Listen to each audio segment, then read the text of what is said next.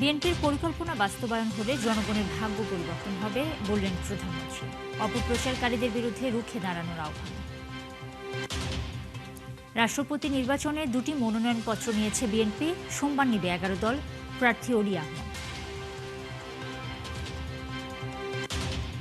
বাংলাদেশ ভারত দুদেশের প্রধানমন্ত্রী জনবান্ধব, এক টেবিলে বসলে অনেক সমস্যার সমাধান হবে আশা ভারতীয় হাইকমিশনারের। স্বাগত সংবাদ সংযোগের সাথে আছি আমি নুসরাত জাহান। শুনছিলেন শিরোনাম, এবারে পুরো খবর। প্রধানমন্ত্রী তারেক রহমান বলেছেন, বিএনপির পরিকল্পনা বাস্তবায়ন হলে দেশ ও জনগণের ভাগ্য পরিবর্তন হবে। চট্টগ্রামের হাটহাজারীর সরকারি কলেজ মাঠে সমাবেশে একথা বলেন প্রধানমন্ত্রী।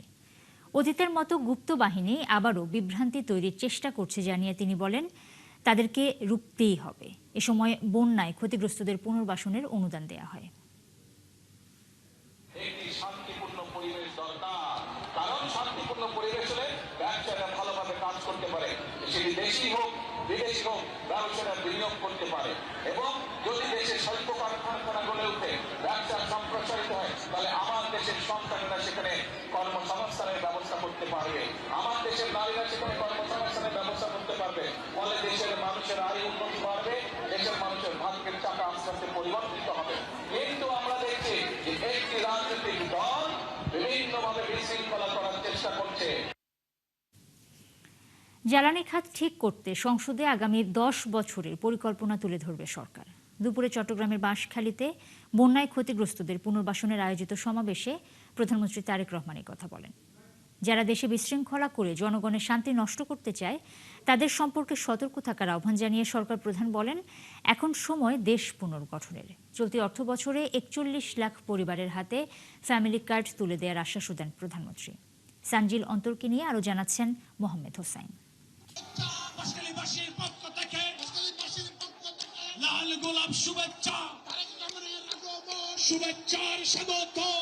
টানা বৃষ্টি আর পাহাড়ি ঢলে চট্টগ্রামের সাম্প্রতিক বন্যার ক্ষত এখনো বয়ে বেড়াচ্ছেন বাঁশখালী উপজেলার লাখো মানুষ। ক্ষতিগ্রস্ত হয়েছে 9,000 ঘরবাড়ি, জীবন জীবিকা অনিশ্চিত হাজারো পরিবারের।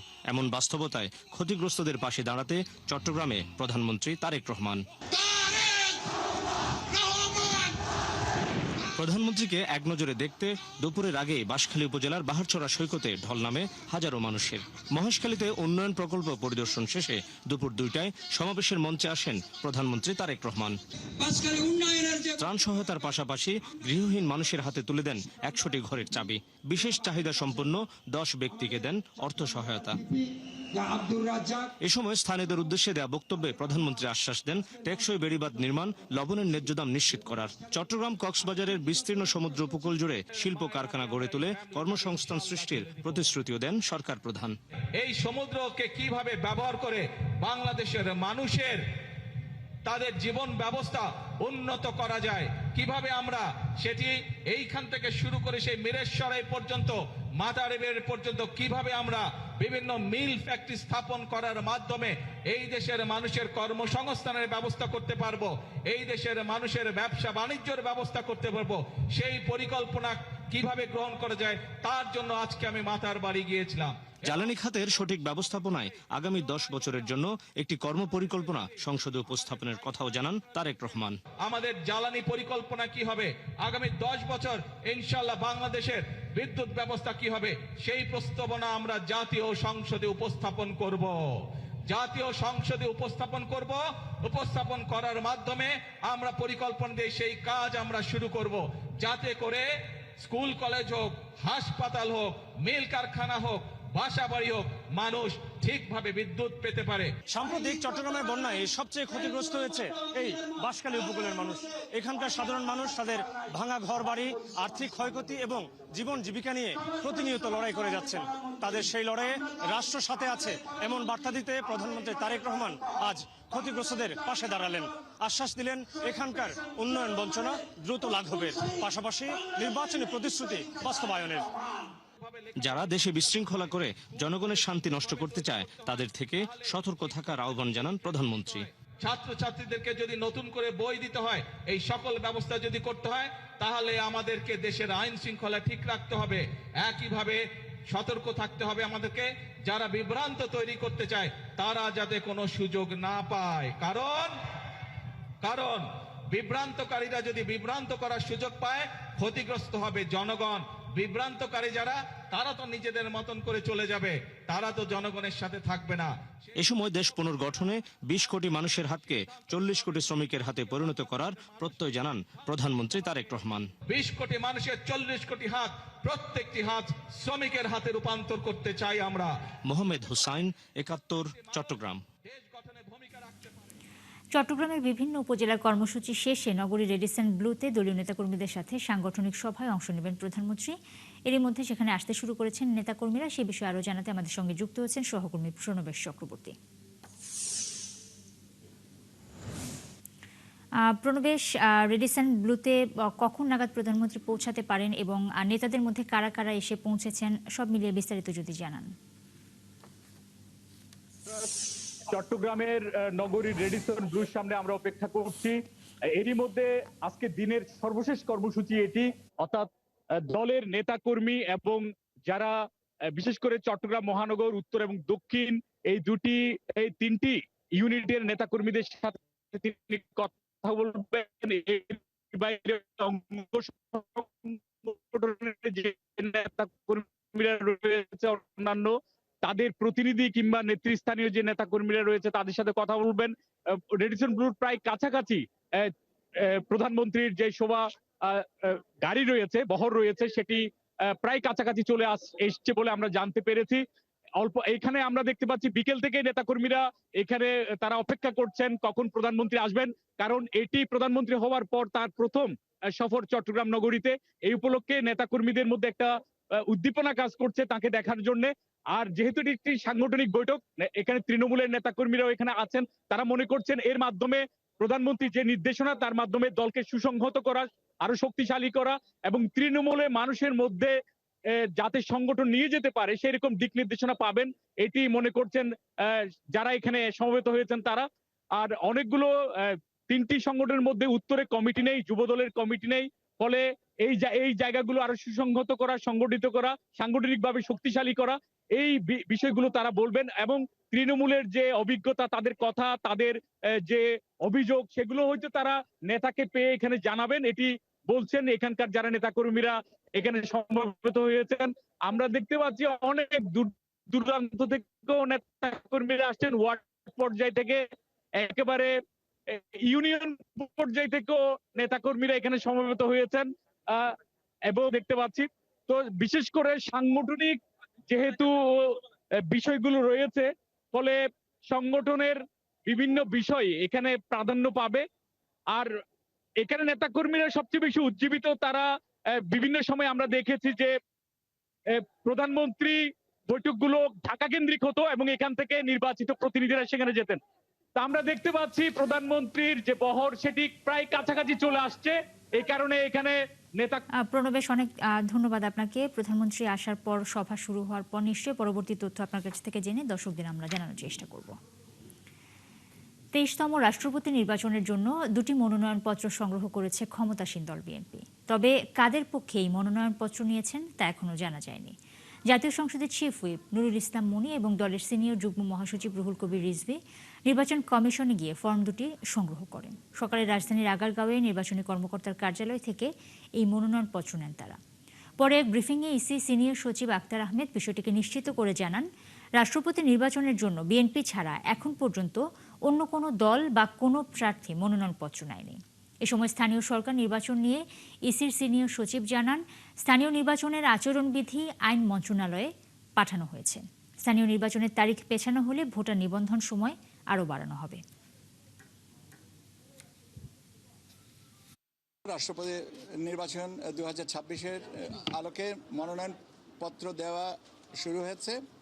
বিএনপির প্রতিনিধি দল এসে আজকে সকালবেলা একটা মনোনয়নপত্র নিয়ে গেছেন। আর এখনো পর্যন্ত আর কোনো দল বা কোনো প্রার্থী এসে আমাদের কাছ থেকে মনোনয়নপত্র নেন নাই। আমরা স্থানীয় সরকার নির্বাচনের ব্যাপারে বলেছিলাম যে 31শে জুলাই পর্যন্ত যারা নিবন্ধিত হবেন ভোটার হিসেবে তাদের নিয়ে আমাদের চর্চাটা। তো এখন সেই হিসাবে আমাদের 31শে জুলাই পর্যন্ত ভোটারের সংখ্যা হচ্ছে 12,86,32,555। যদি তারিখ পরিবর্তন হয় তাহলে সেটা পরবর্তীতে কমিশন অন্য কোনো সিদ্ধান্ত নিলে এই তালিকাটা সম্পূরক তালিকায় হিসেবে আসবে।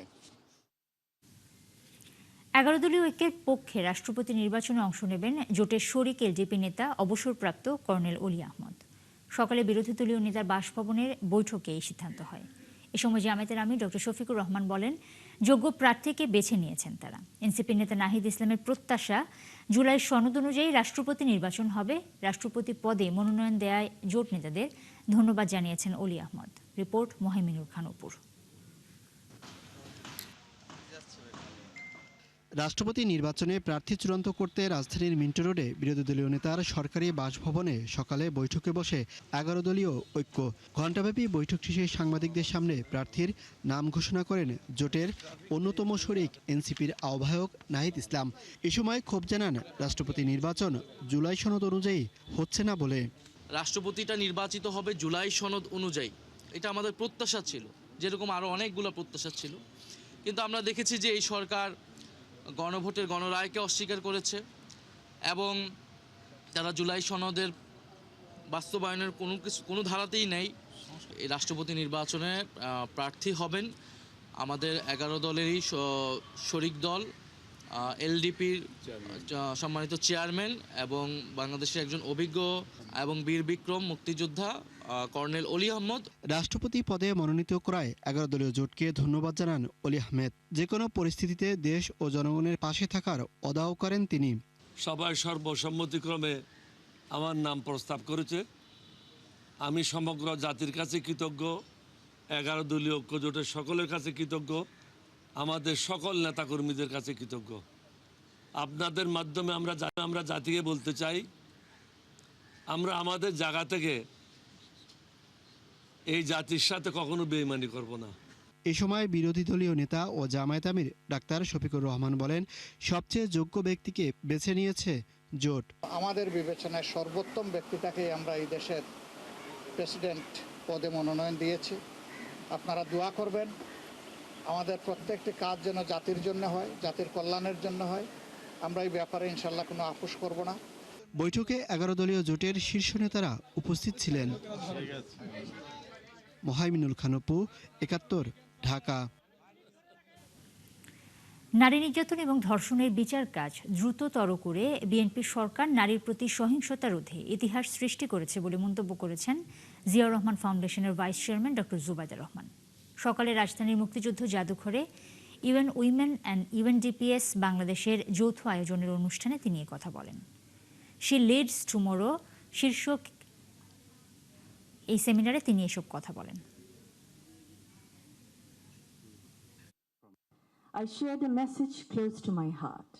Every child deserves a safe, caring, and inclusive environment to dream, to grow, to flourish.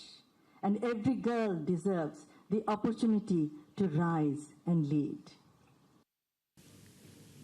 Fascist আমলে দেশের মানুষের প্রতি যে অন্যায়, অবিচার আর দমনপীড়ন চলেছে তারই জবাব জুলাই গণ অভ্যুত্থান। এমনটাই বলেছেন বিএনপি ভাইস চেয়ারম্যান সংস্কৃতি বিষয়ক মন্ত্রী নিতাই রায়চৌধুরী। রবিবার জাতীয় প্রেস ক্লাবে হিরোশিমা নাগাসাকি দিবস উপলক্ষে এক আলোচনা সভায় তিনি আরও বলেন, যে কোনো ধরনের সংঘাত এড়িয়ে দেশের মানুষের শান্তির জন্য সবাইকে নিয়ে কাজ করতে চায় বিএনপি সরকার। এ সময় দ্বিতীয় বিশ্বযুদ্ধে পারমাণবিক বোমার সেই ভয়াবহ ট্র্যাজেডি স্মরণ করে পারমাণবিক অস্ত্রমুক্ত বিশ্ব এবং বিশ্ব শান্তির দাবি জানান তিনি। অনুষ্ঠানে অন্যান্য বক্তারাও পারমাণবিক অস্ত্রের ধ্বংসলীলা বন্ধের পাশাপাশি দেশে টেকসই রাজনৈতিক শান্তি এবং শৃঙ্খলা বজায় রাখার তাগিদ দেন।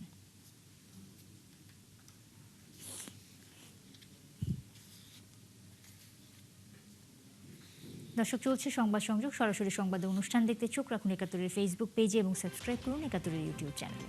সাথেই থাকুন 71-এর।